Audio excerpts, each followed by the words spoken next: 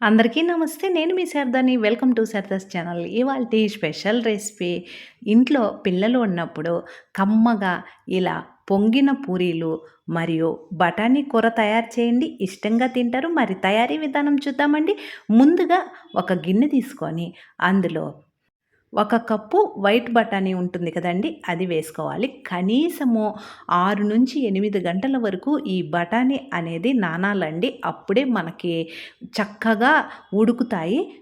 అవి 2 సార్లు శుభ్రం చేసి బఠానీ మునిగేంత వరకు వాటర్ పోసి మూత పెట్టి పక్కనుంచుకోవాలి. అంటే మనము ఉదయం పూట టిఫిన్‌గా చేసుకోవాలి అనుకుంటే నైట్ పడుకోబోయే ముందుగా నానబెట్టుకోవచ్చు. నైట్ చేసుకోవాలి అంటే ఉదయం నానబెట్టుకుంటే సరిపోతుంది. నేను నైట్ నానబెట్టానండి. ఉదయం కల్లా మనకి ఇలా బఠానీ అనేది చక్కగా నానింది చూడండి. ఇప్పుడు ఈ బఠానీలో నుంచి వాటర్ తీసేసి ఒక కుక్కర్ గిన్నె తీసుకొని అందులో మనం నానబెట్టుకున్నటువంటి బఠానీ వేసుకోవాలి.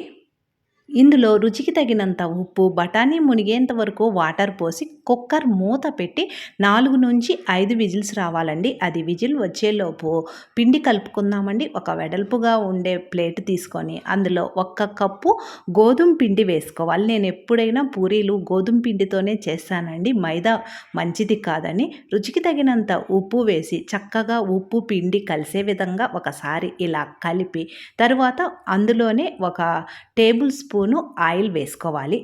ఆయిల్ వేసిన తర్వాత కూడా చక్కగా మొత్తం కలిసే విధంగా కలుపుకోవాలి. ఇలా కలుపుకున్న తర్వాత కాస్త వాటర్ పోసి చపాతీ పిండిలాగా కలుపుకోవాలి. మనము చపాతీకైతే ఎక్కువసేపు పిసికి కలుపుతామండి. ఇప్పుడు పూరికి కలుపుతున్నాం కాబట్టి ఎక్కువసేపు పిసికి కలపనవసరం లేదండి. చక్కగా ఇలా చేతికి ప్లేటుకు అంటుకోకుండా వస్తుందండి. అప్పటి వరకు కలుపుకుంటే సరిపోతుంది. ఎంత సాఫ్ట్‌గా ఉందో చూడండి. ఇలా కలిపినటువంటి పిండికి ఒక మూత పెట్టి పక్కన పెట్టేద్దాం.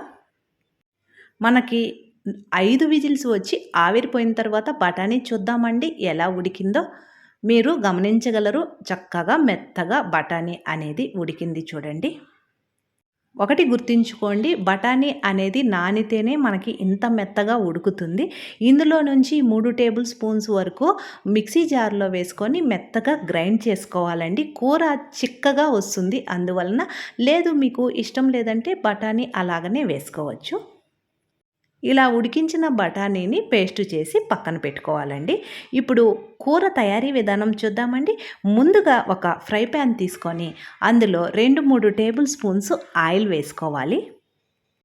ఆయిల్ బాగా హీట్ అయిన తరువాత ఒక బిర్యానీ ఆకు, ఒక లవంగం, కొన్ని జీలకర్ర, 4-5 లవంగాలు, కాస్త దాల్చిన చెక్క అవి వేగిన తరువాత సన్నగా కట్ చేసి పెట్టుకున్నటువంటి ఒక కప్పు ఉల్లిపాయ ముక్కలు, కాస్త కరివేపాకు, 2-3 పచ్చిమిర్చి నిలువుగా కట్ చేసి వేసుకోవాలి. ఉల్లిపాయ అనేది మీడియం ఫ్లేమ్‌లోనే ఇలా కలర్ చేంజ్ అయ్యేంత వరకు వేయించుకోవాలండి.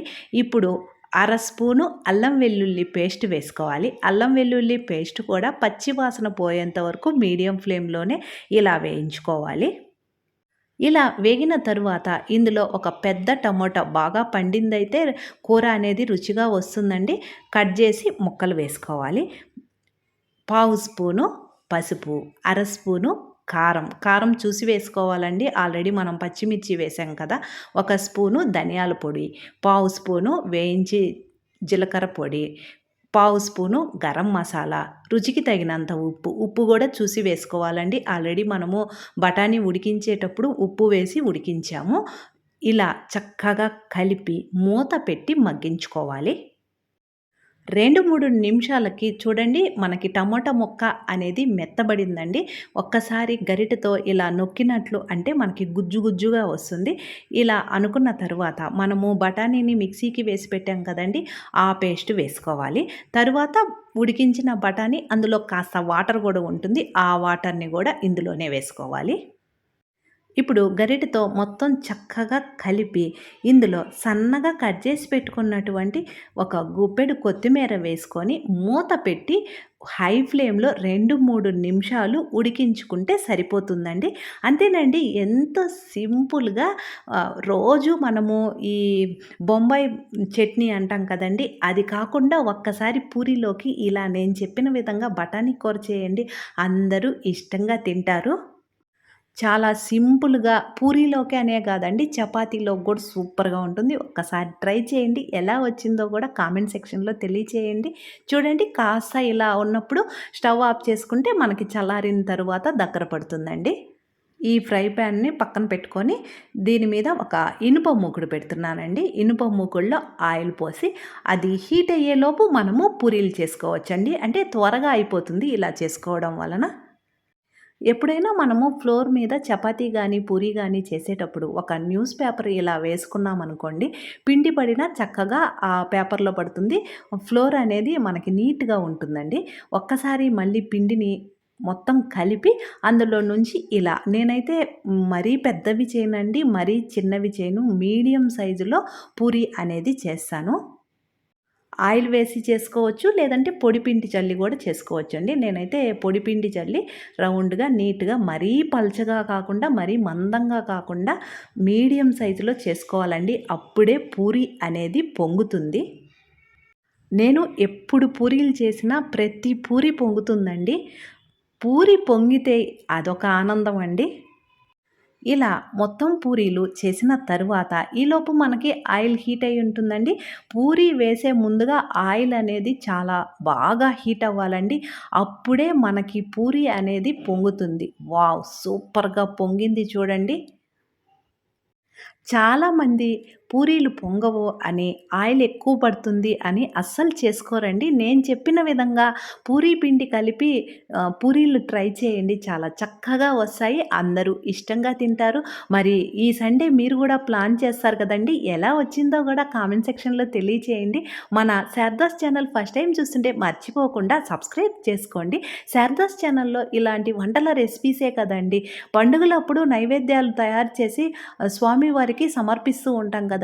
అలాంటి నైవేద్యాలు ఇప్పుడు రాబోయే నవరాత్రుల్లో ఏ రోజు ఏ నైవేద్యాలు పెట్టాలో ఆ నైవేద్యాలు ఒకదాని తరువాత ఒకటి వస్తూనే ఉంటాయి. మీరు మన శారదాస్ ఛానల్ చూస్తూనే ఉండండి.